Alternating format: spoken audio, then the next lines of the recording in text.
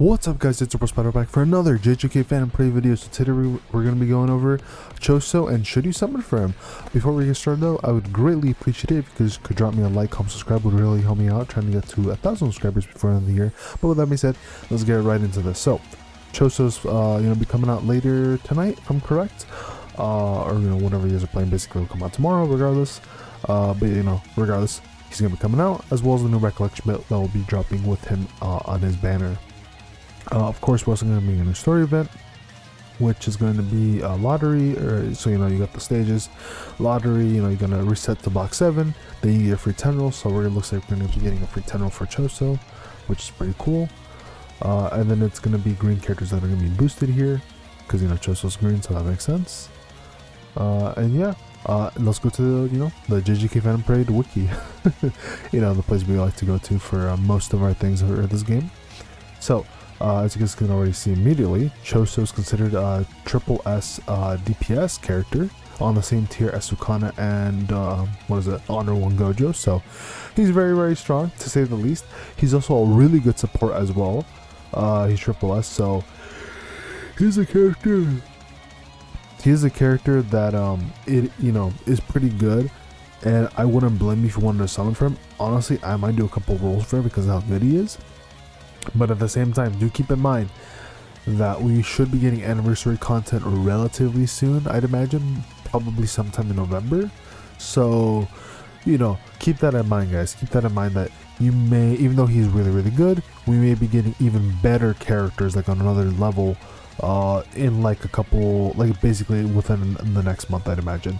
But regardless, let's go ahead and take a look for him, right? Let's go ahead and see what makes Choso so good, what makes him a triple S support and DPS character. So let's go forward with this. So he's combined, looks like he's going to be a mix of physical and jutsu, a bit more on jutsu side. Characteristic, immune to raw techniques and certain poisons, so that's kind of cool. Alright. Let's go with skill 1 here, Blood Edge. At level 1, deals melee combined damage of 74.7 physical and 24.9 jutsu damage to one enemy. Then you inflict 34.7 continuous jutsu damage, so basically poison to one enemy for 3 turns. And then if you're in the flowing red scale state or stack state, skill effect changes. I'm not too sure what it would change to. Alright, oh yeah, I see. So change skill 1 will be over here. So a level 1 for if you're in the other state here, the flowing red scale state. Now you're dealing a melee combined damage of 149 physical damage and 49 jujutsu damage to one enemy for 2 hits. Then you inflict a 72 continuous jutsu damage, which is poison, to the enemy for 3 turns. Then you're also increasing the enemy's damage received by 27.3% for 3 turns, only for green type characters though. That is already quite significantly good. So it looks like you do more physical without the flowing red state, but then once you do have the flowing red state, then you're doing, oh no, it's the same thing. Okay, I thought maybe flip, but yeah, no, it's the same thing. You're just doing significantly more. Now at level 10, we're doing 150 physical and 50% jutsu damage, and then poison damage now gets increased to 50%. For the flowing red state, at level 10, now you're dealing 300 physical and 100 jutsu to one enemy, and then you're also dealing 100 poison damage now, and you're also increasing the enemy's damage received by 30%, so an extra 3% there, but still really, really good, especially for it being 3 turns. So that is already quite strong for skill 1, like that's really, really good, and very cool. Alright, let's go into skill 2 here, flowing red scale. So at level 1, it costs 5 cursed energy. It grants the following flowing red scale state for 4 turns, cannot be stacked.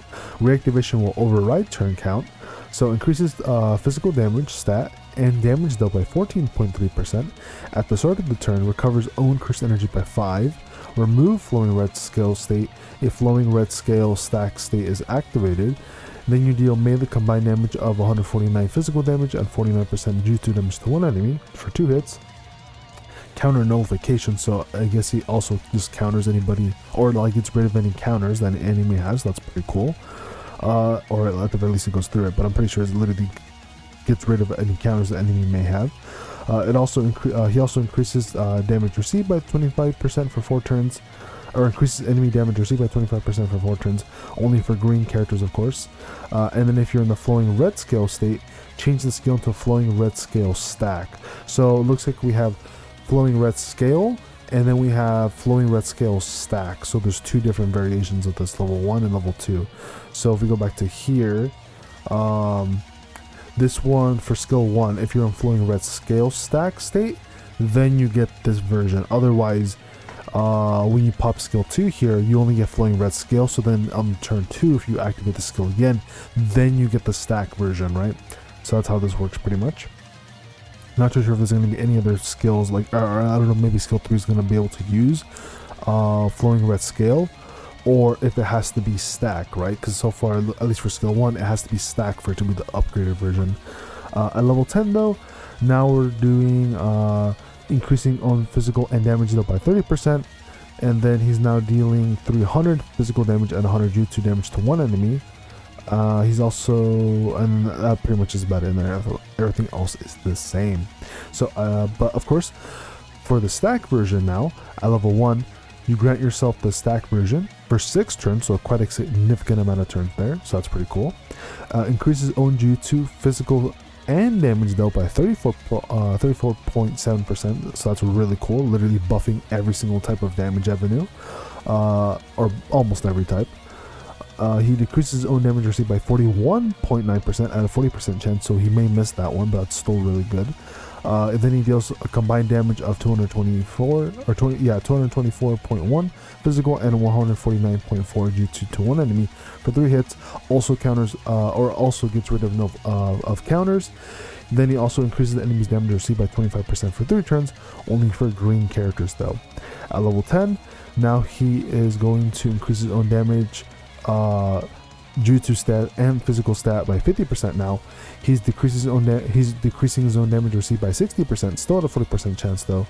His damage now though is he's dealing 450 physical and 300 jutsu to one enemy. And then the increased damage received is still the same. So it looks like on flowing red scale and flowing red stack or scale stack, those are going to be the same for the damage received, but it looks like on flowing red scale, the increased damage received to the enemy is for 4 turns, but if you're doing the stack version, it's only for 3 turns, so it's technically a bit of a nerf. But you do get the buffed version of the passive, plus significantly just better buffs, right, that are like way more better, as well as a chance to reduce your own damage by 60% at a 40% chance, which I'm gonna assume is like, as long as you're in this state, it's gonna be like every single hit will have a 40% chance of reducing your damage by 60%, which is still really huge, and 40% is not that bad, right? It would be better if it's a bit higher, but it's also not that bad with what you're working with, right?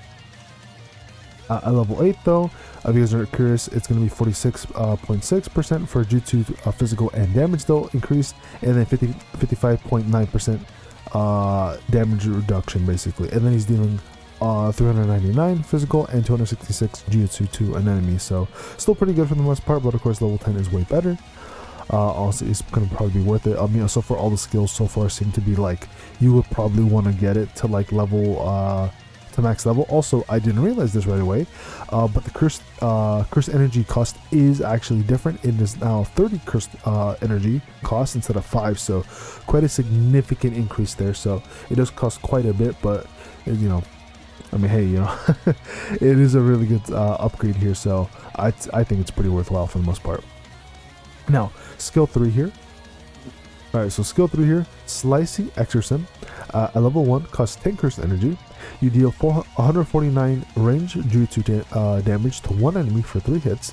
You're inflicting 34.7% jutsu poison to one enemy for 3 turns.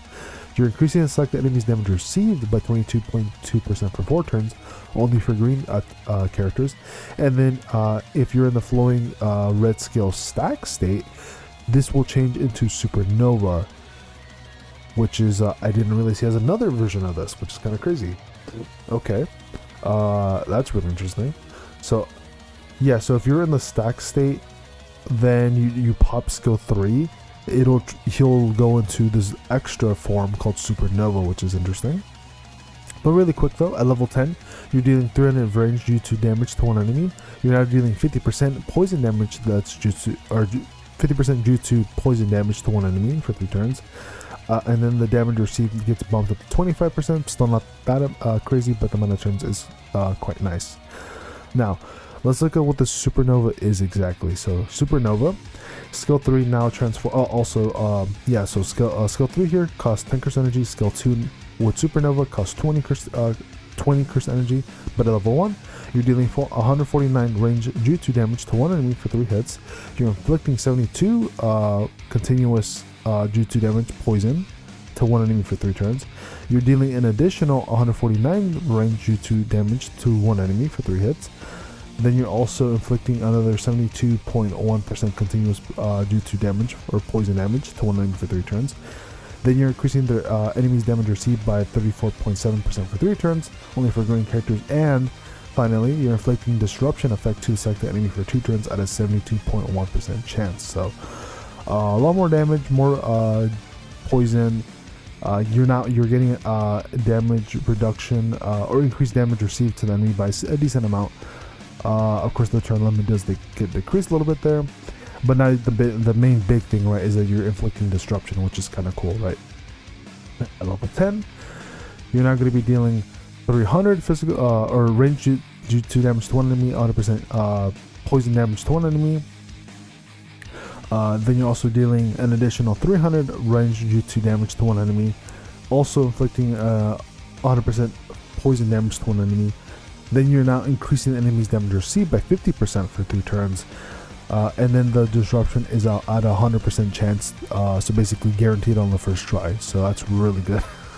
So skill 3, when you do have the Supernova ready to go, once you're in the stack state, let's just say you're going to be doing a lot of damage to the enemy, a lot of damage, and they're basically going to be stunned for like 2 turns, which is kind of crazy. Yeah, that is quite nutty. That is quite nutty and very, very strong. It will take a bit of build up, right? Because you have to do skill 2, then skill 2 again, and then you have to do skill 3, and then you have to do skill 3 again. So you have to basically do 4 turns worth to get to here. But it's quite worth it because that is very strong. That's very, very, very strong. Now the ultimate here, I guess we'll quickly look at level 8 here. So level 8 real quick, you're dealing 266 range jutsu, 93 poison damage, 266 again, 93 again, and then you're dealing, you're increasing the enemy's damage received by 46.6%, and then you have a 93% chance of inflicting disruption. So you basically kind of want to get this to level 10, to be honest. Now, going to the ultimate here, Piercing Blood. At level 1, it grants the flowing red scale state for 6 turns, cannot be stacked. Reactivation will override turn count, increases own jutsu, physical and damage dealt by 34.7%. You're decreasing own damage received by 41.9% at a 40% chance. Then you're also dealing 531 range jujutsu damage to one enemy for 3 hits. You're inflicting 72.1 jutsu poison damage to one enemy for 3 turns. Then you're also inflicting enemies damage received by 34.7% for 3 turns, only for green characters. And then if you're already in the stack state, then skill effect changes. And then at level 10, you're now boosting your own jutsu physical and damage dealt by 50%. You're reducing your damage by 60% at a 60% at a 40% chance. You're now dealing 900 jutsu damage to one enemy, and then 100% poison damage. And then you're also now inflicting the enemy with 50% damage received by 50% for 3 turns. At level 8, real quick, it's going to be 46 physical jutsu and damage dealt. Then it's going to be 55.9% for damage received, or damage reduction received, or decreasing damage reduction received at a 40% chance. Sorry, I'm a little bit tired, guys, so sorry if I'm like kind of fumbling my words around here. I'm also recording this a little bit late. Anyways, dealing, and then of course you're also going to be dealing 818 range jutsu damage to one enemy, and you're inflicting 93.8% continuous jutsu poison damage to enemy, and then you're inflicting them with a 46.6% increased damage received, only for green characters, of course, right? So still really good though, still really, really strong. Now let's take a look at what it will be when you already have the flowing red scale stack state, which you can just do from popping skill 2, but it's kind of cool that you do pop the stack state off the bat if you just do the ultimate. So the changed version, if you have the stack state already ready to go, you're now it's going to do deals 531 level 1, deals 531 range jutsu damage to one enemy for 3 hits. You're inflicting 72.1% continuous jutsu damage poison to one enemy for 3 turns. You're increasing the selected enemy's damage received by 34.7% for 3 turns, only for green characters. And then you're also dealing an additional 201 range jutsu damage to one enemy for 5 hits. You're inflicting them with 72.1% continuous jutsu damage or poison damage to the enemy for 3 turns. Then you're also increasing the selected enemy's damage received by 34.7% for 3 turns, only for green characters. So what it sounds like is you're doing an extra 201 range jutsu damage here, and then you're also inflicting all the other debuffs, I guess a second time over is my understanding here. But at level 10 though, you're now dealing 900 range jutsu damage to one enemy. You're inflicting them 100% continuous jutsu damage, poison damage specifically, to the enemy for 3 turns. You're increasing the selected enemy's damage received by 50% for 3 turns, only for green characters. And then you're also dealing an additional 400 range jutsu damage to one enemy for 5 hits. Then you're inflicting them with 100% jutsu poison damage, again for 3 turns. And then you're also increasing their own damage, the enemy's damage received by 50% for 3 turns as well, for only green characters, right?